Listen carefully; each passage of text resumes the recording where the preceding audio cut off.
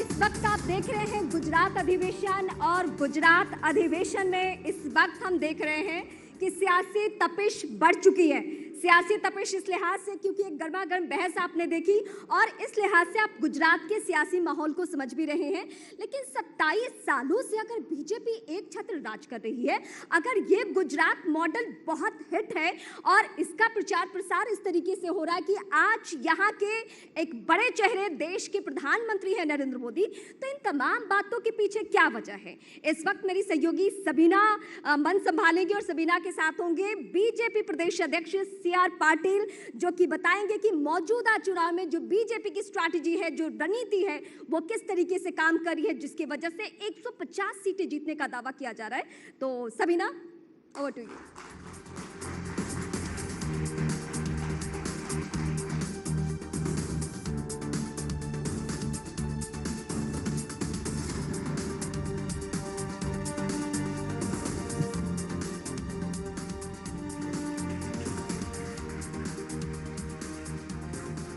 तो गुजरात का सबसे चर्चित चेहरा और जिसकी कमान बीजेपी ने सौंप रखी है पाटिल जी को, जिनके नेतृत्व में ये पूरा चुनाव यहाँ पर लड़ा जा रहा है, यानी कि उम्मीदों का काफिला पाटिल जी आपके साथ में है। आप रग रग से वाकिफ हैं और पहला सवाल यही है कि 27 साल से बीजेपी सत्ता पर काबिज है और आप यहाँ पर दावा 160 प्लस का भी नहीं, सीधे के सीधे 182 सीटों को कर रहे हैं। विश्वास या फिर अति विश्वास? मुझे गुजरात बीजेपी का प्रदेश अध्यक्ष बनने में 2.5 साल हुआ है। मैं जब आया था, जब 8 बाई इलेक्शन थे, तब भी मैंने कहा था कि हम 8 में से 8 जीत जाएंगे। जीत गए। उसके बाद कॉरपोरेशन के इलेक्शन हुए, 6 में से 6 हम जीते जो हमारे पास थी, मगर 388 सीट थी हमारे पास, 96 नए कॉरपोरेटर हमारे बढ़ गए।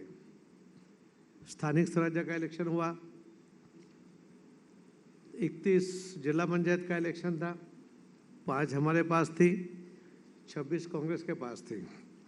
कांग्रेस को बहुत ज़्यादा उम्मीद थी, मगर भारतीय जनता पार्टी के कार्यकर्ताओं ने लोगों के साथ मिलकर पानी फेर दिया। हम 31 में से 31 जीत गए। हम नगर पालिका 81 थी, 79 जीते।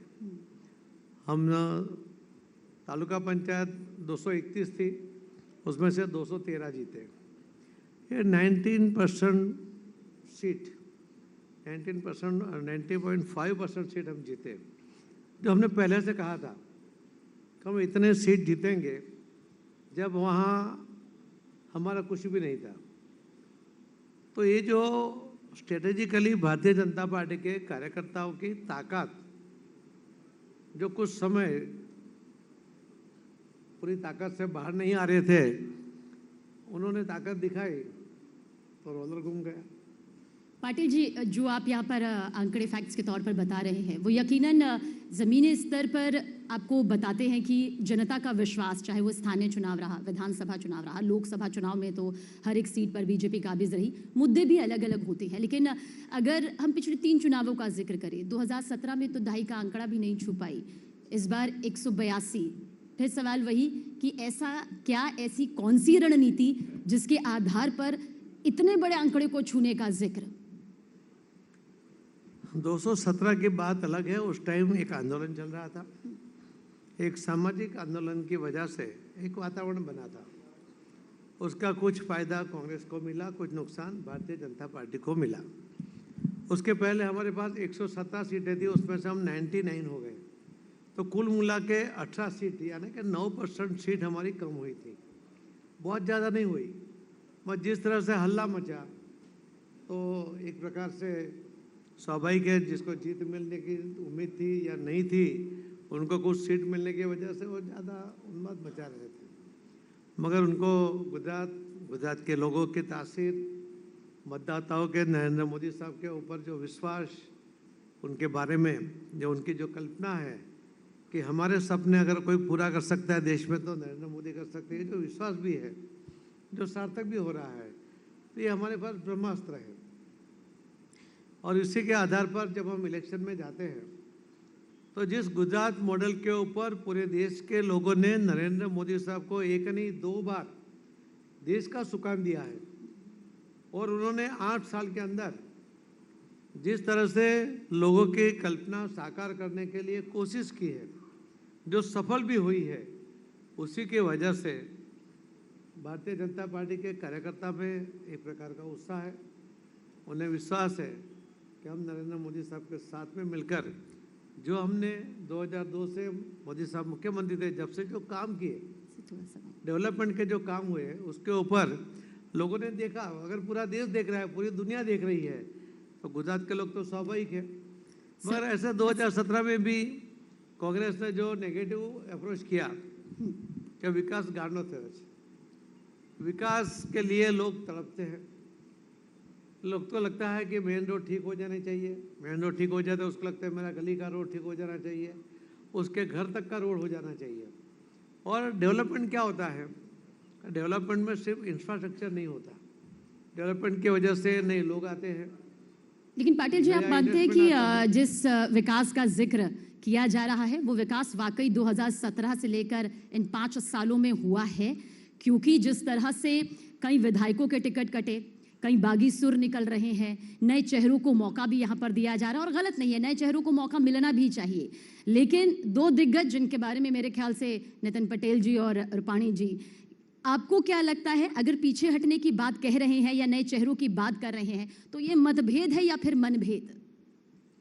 देखिए, भारतीय जनता पार्टी है, उसके अंदर नए लोग आए, उसके लिए भारतीय जनता पार्टी की एक परंपरा रही है।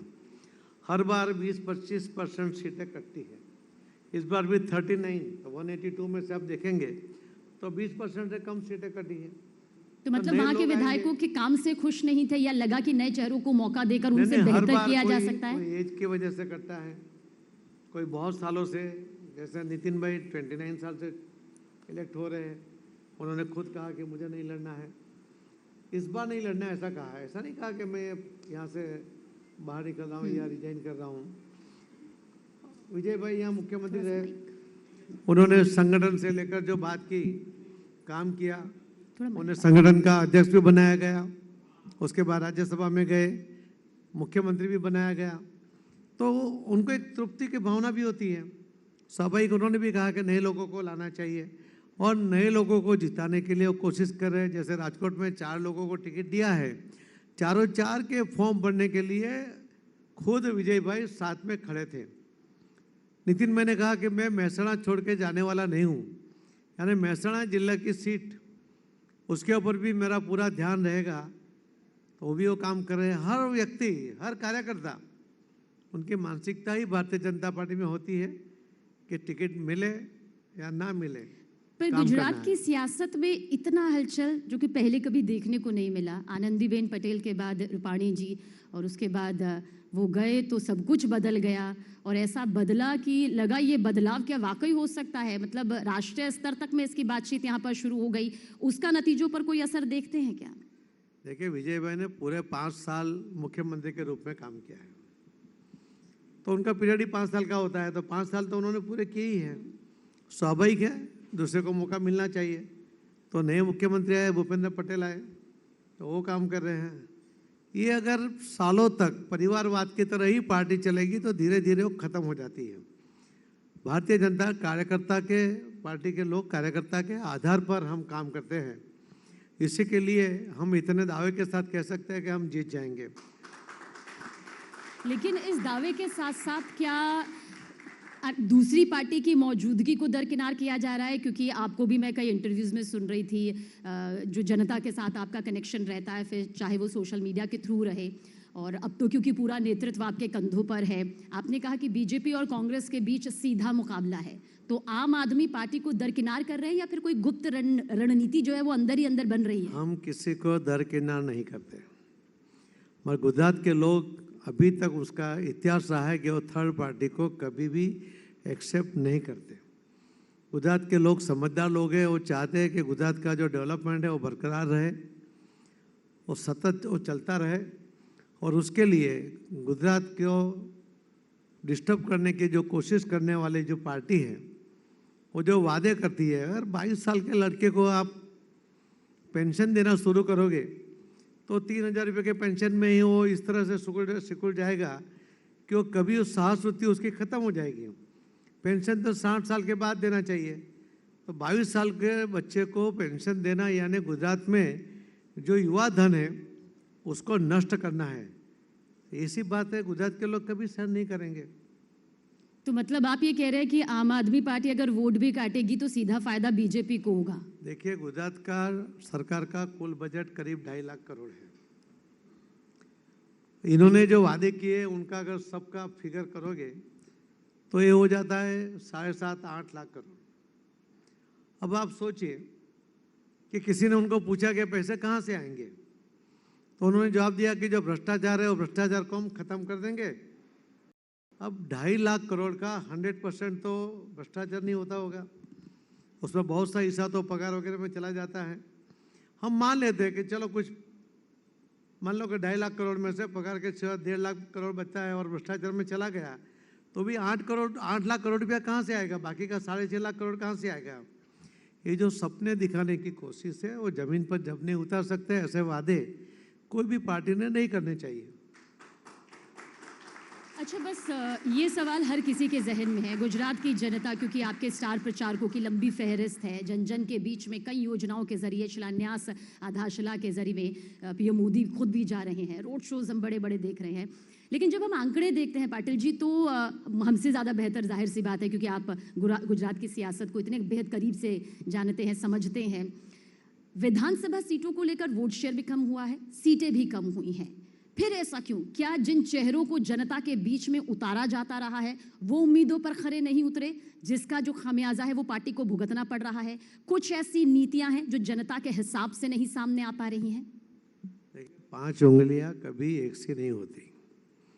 19-20 हर आदमी में भी हो सकता है, तो उससे अगर अच्छा कैंडिडेट मिलता है तो बदलना चाहिए पार्टी को, तो उसके अंदर ये बदलाव आता है। अगर बदलाव नहीं करेंगे, परिवारवाद ही चलाएंगे, जो आता है उसका बेटा, उसके बेटे का बेटा, तो बदलाव ही नहीं होगा। तो बाकी लोग जो कार्यकर्ता काम करते हैं उनको कोई सैलरी नहीं मिलती, फिर भी वो देश के लिए काम करते हैं, स्टेट के लिए काम करते हैं, एक भावनात्मक काम करते हैं, और धीरे धीरे उनमें निराशा आ जाती है कि हमारा तो कभी नंबर लगने वाला नहीं है। तो इसके लिए जब यहाँ पर बदलाव होता है, बदलाव में उनको चांस मिलता है, उसका कोई गॉडफादर नहीं, उसके मेरिट के ऊपर। आप देख लीजिए, अभी भी हमारे पास जो लिस्ट आपको देखा होगा आपने, हमने मेरिट के ऊपर सिलेक्शन किया। तो ये जो मैराथन दौड़ के बाद सिलेक्शन हुआ है, उसका जो एक संतोष का वातावरण है। कुछ लोगों को टिकट नहीं मिलने से नाराज़गी होती है, वो स्वाभाविक है, वो मनुष्य है, तो नाराज़गी होनी भी चाहिए। पर वो समझ जाते हैं पार्टी को नुकसान हो ऐसा नहीं करते। एक बार वो तय भी कर दे कि हम इंडिपेंडेंट भरेंगे। मैं आज सुबह 2 जगह था, गढ़ड़ा में भी था और बोटाद में था।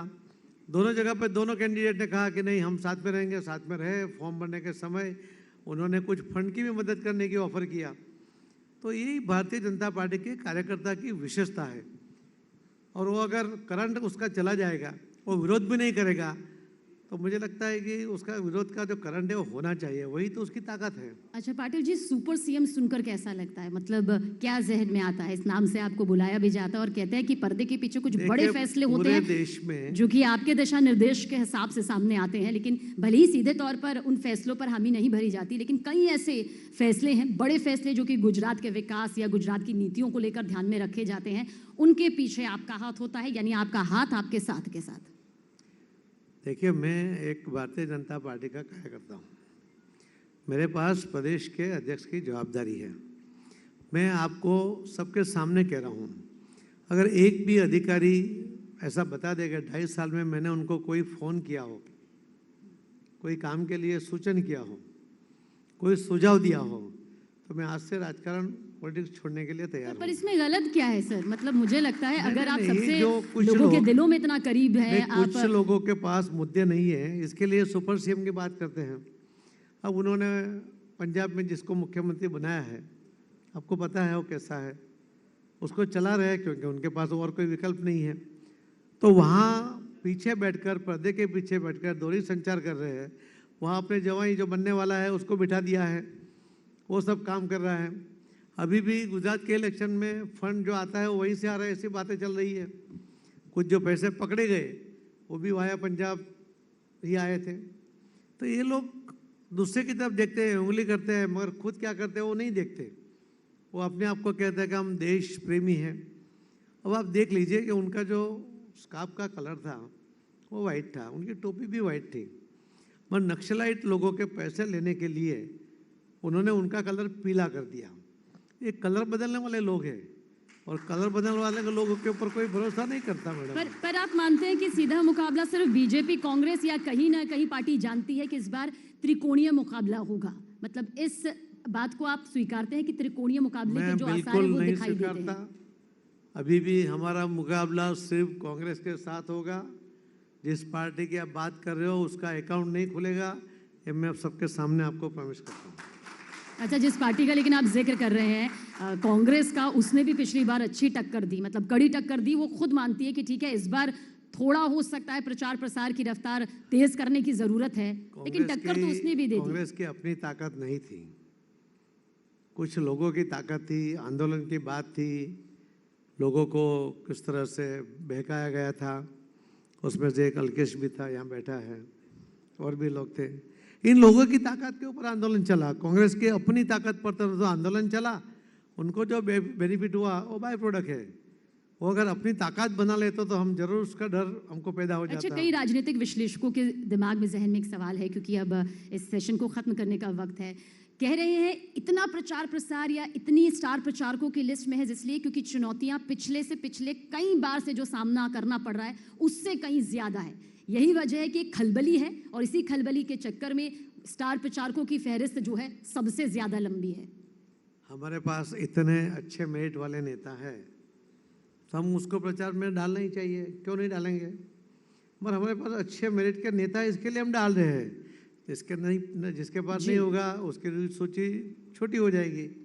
हमारे पास बड़ी है, ये हमारी ताकत है। बहुत बहुत शुक्रिया हमसे बातचीत करने के लिए। आप CR पाटिल जी, सबसे चर्चित चेहरा, जो हमने कहा सुपर CM से भले ही परहेज करते हो, लेकिन गुजरात जानता है कि बड़े फैसले और बड़ी नीतियां या जो रणनीति है और जो पूरे नेतृत्व का भार है सरापी के कंधों पर है फिलहाल। और देखते हैं जो नतीजे सामने आएंगे, उम्मीदों का काफिला कितना सफल होगा। हमारे जो हमने चाहा है वही होगा। शुक्रिया सबीना। और इस वक्त मैं अनुरोध करूंगी, रिक्वेस्ट करूंगी अपने CEO हिंदी क्लस्टर करण अभिषेक सिंह से कि वो हमारे मेहमान को शुक्रिया कहें इस वक्त।